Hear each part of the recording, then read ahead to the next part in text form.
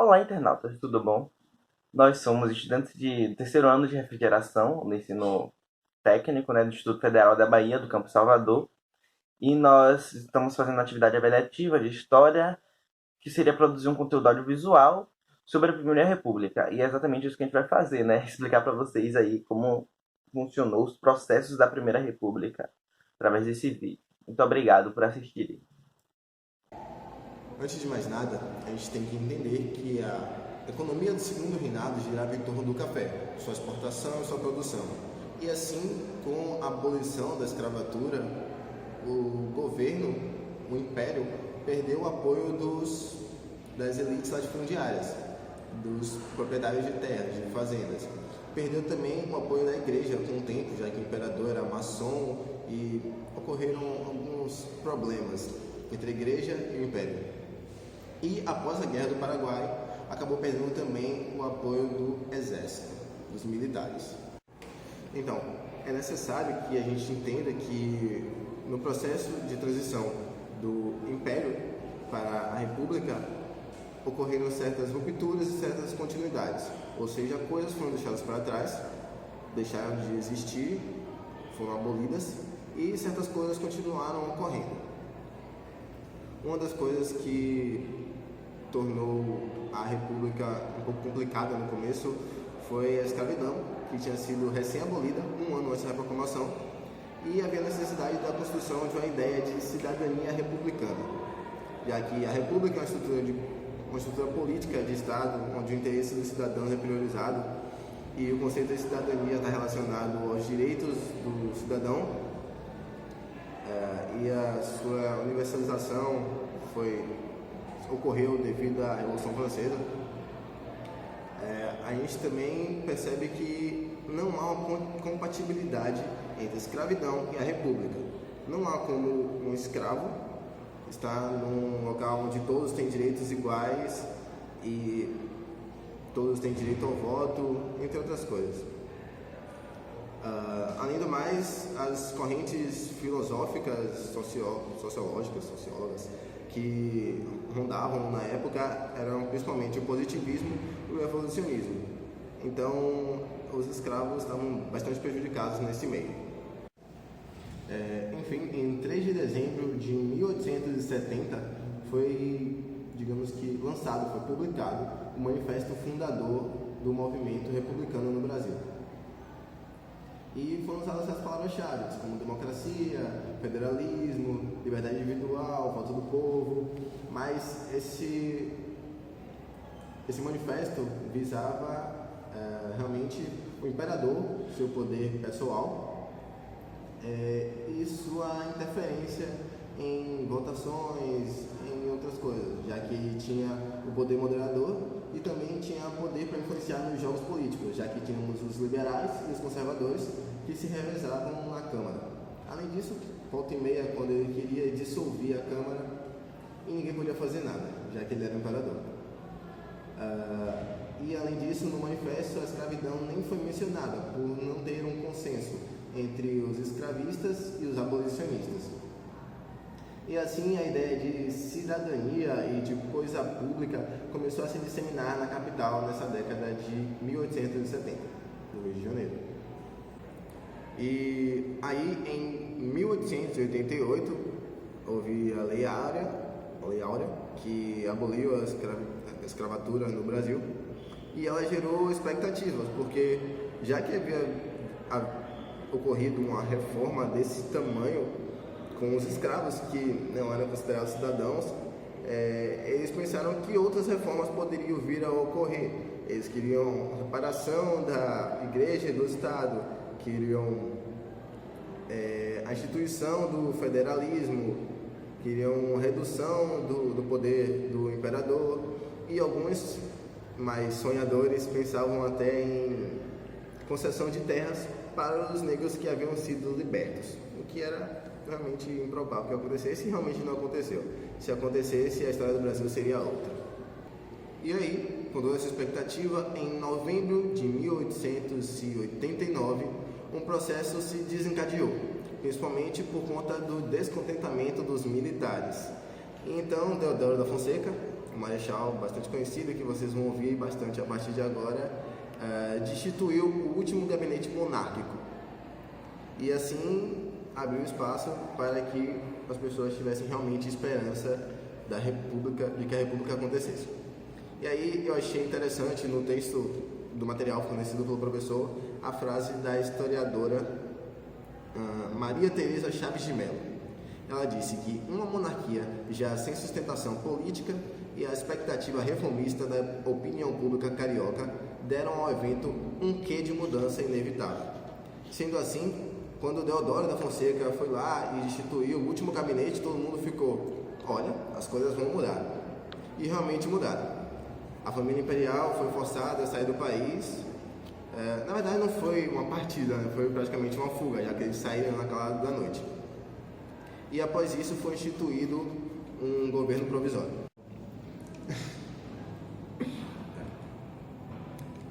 Então, como disse Jesus em João, capítulo 19, versículo 30, tudo está consumado. Então nós tivemos esse golpe de Estado.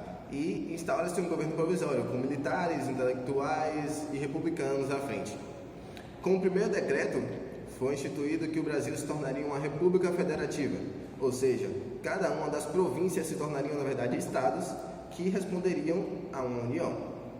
Então, como primeira reforma, eis que surgem os Estados Unidos do Brasil.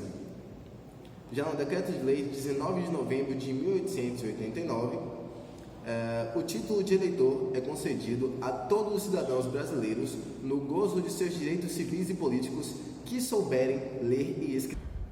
Uma coisa que foi interessante é que na Constituição sancionada em 1891, os estados teriam constituição própria. Algo que seria complicado ou não tanto, algo que deve ser avaliado. Mas enfim. Então a gente percebe uma falha no sistema da República, já que fraudes são realizadas pelas juntas de apuração nas eleições. E ocorre mais um dos revés da história brasileira, e após intervir nos estados e tentar instaurar uma ditadura, Deodoro foi substituído por seu vice, Floriano Peixoto, quando na verdade deveria haver outras eleições, já que Deodoro não havia cumprido nem 2 anos de mandato. Então a gente conclui que a presidência de Floriano Peixoto foi realmente inconstitucional. Então surge uma ameaça de guerra civil, com revoltas de marinheiros e suboficiais que eram leais a Deodoro. E essa revolta é contida no Rio, mas permanece forte no Rio Grande do Sul, de 1893 até 1894 ou 95, e ela ficou conhecida como Revolta Federalista. Ocorreram muitos massacres por parte do exército, e entre eles o exército fuzilou líderes políticos da cidade de Desterro e rebatizou a cidade com o nome de Florianópolis, cidade de Floriano. Então, nas eleições de 1894, Floriano deixou o posto de presidente e Prudente de Moraes assumiu o cargo. E após a morte de Floriano em 95, uma ameaça a Prudente de Moraes foi retirada do cenário político, né? Já que Floriano tinha aliados e pessoas que o apoiavam.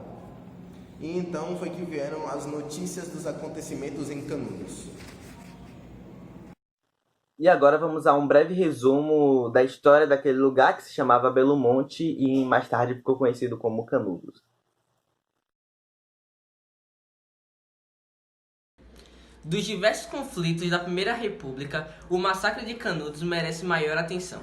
Antônio Conselheiro foi a figura mais importante de Canudos. Após ser abandonado por sua esposa, passou a vagar pelos sertões num período de 25 anos.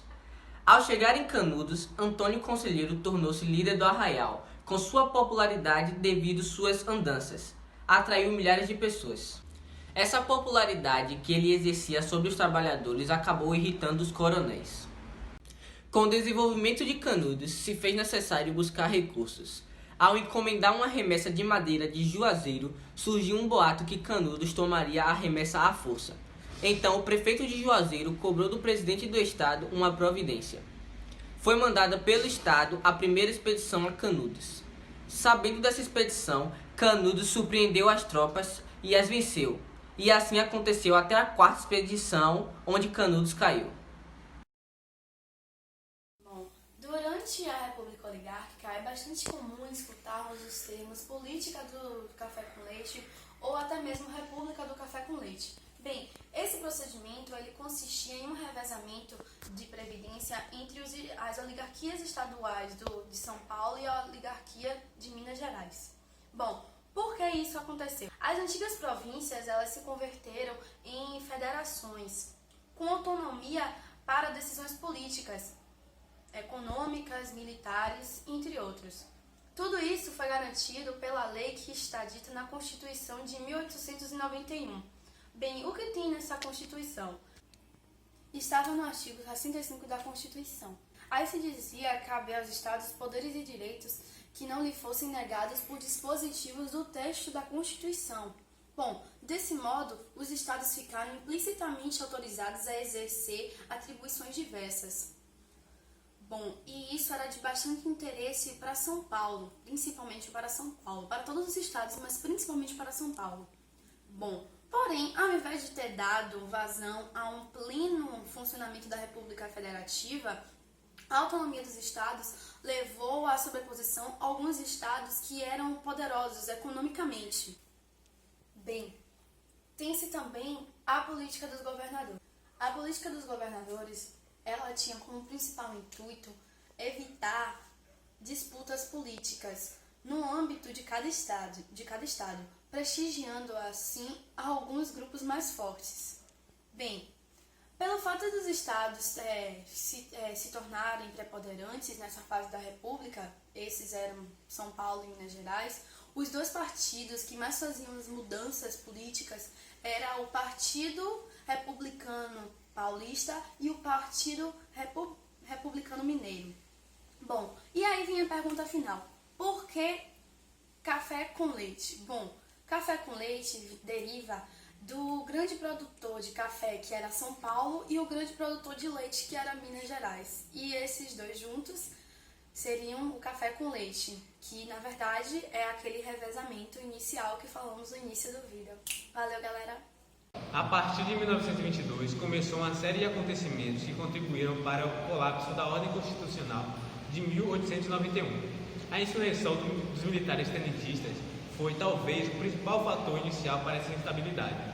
Apesar dos militares estarem sempre fazendo parte da política na Primeira República, o conflito com eles se deu pela vitória de Arthur Bernardes, levando a um questionamento pelos candidatos derrotados, que mobilizaram a opinião pública com a campanha da Reação Republicana, nome pelo qual ficou conhecida a chapa da oposição apresentada por alguns estados, como Bahia, Pernambuco, Rio de Janeiro e Distrito Federal, que apresentaram o Marechal Hermes da Fonseca para concorrer junto com o Bernardes. E, incitando a ação militar a favor da renúncia de Bernardes, em reação contra o resultado das urnas, Hermes da Fonseca solicitou que seus companheiros de armas do clube militar, lugar onde presidia, não reprimissem as rebeliões populares contra o resultado das urnas. Por isso, o ministro da Guerra Civil, Pandiá Calogeras, mandou prender Hermes e fechar o clube militar. O descontentamento dos militares aumentava, levando a diversas unidades do Rio de Janeiro a se organizarem para realizar um levante militar no Forte de Copacabana. Levante esse que deu início ao movimento tenentista. O governo, constantemente ameaçado por considerações civis e militares, instabilidade política derivada da crise econômica, conflitos políticos e revoltas armadas que se intensificaram, levaram Bernardes a governar 44 dos 48 meses de seu mandato em estado de sítio. Em reação a novos levantes com campanhas de reformas e movimentos operários, Bernardes reprimia-os utilizando o exército e tropas coronelistas. Ele interviu em todos os estados contrários a ele, utilizou de seus poderes para neutralizar seus opositores, desmontou a estrutura administrativa desses estados e criou leis repressivas que restringiam a liberdade de imprensa e os direitos individuais, como eu tinha falado. Essas atitudes geraram um maior aborrecimento entre as elites agrárias regionais, que tinham menos influência e não estavam no pacto de dominação feito pelas oligarquias cafeicultoras de São Paulo e Minas Gerais, a conhecida política café com leite. O grande resultado desse processo foi o crescimento do desajuste que levava a uma progressiva divisão política entre as classes dominantes do país. Atualmente, As oligarquias agrárias regionais, principalmente as dos estados do Rio Grande do Sul, começaram a se afastar dos grupos ligados ao núcleo cafeicultor, levando a uma reorganização política com oposição cada vez maior ao governo federal. podemos concluir então que o período da Primeira República foi marcado por grandes desavenças como guerras ideológicas, políticas e civis, e isso gerou uma instabilidade na nossa política. Também é perceptível que esse período ele foi crucial para o desenvolvimento, né, do nosso governo, já que várias das suas fases, dos seus processos, influenciaram no cenário político brasileiro que temos. Um dos pontos mais importantes da Primeira República que o Brasil ainda carrega em seu berço é a crise econômica, seguida da baixa renda dos trabalhadores e uma alta inflação. Questões como estas e outras, surgidas há mais de um século na República da Espada, estão interligadas aos anseios da população do Brasil no século XXI e culminam no pensamento do Estado e dos cidadãos atuais. É isso, esse foi o nosso trabalho sobre a Primeira República e muito obrigado por você que assistiu até aqui. Até a próxima!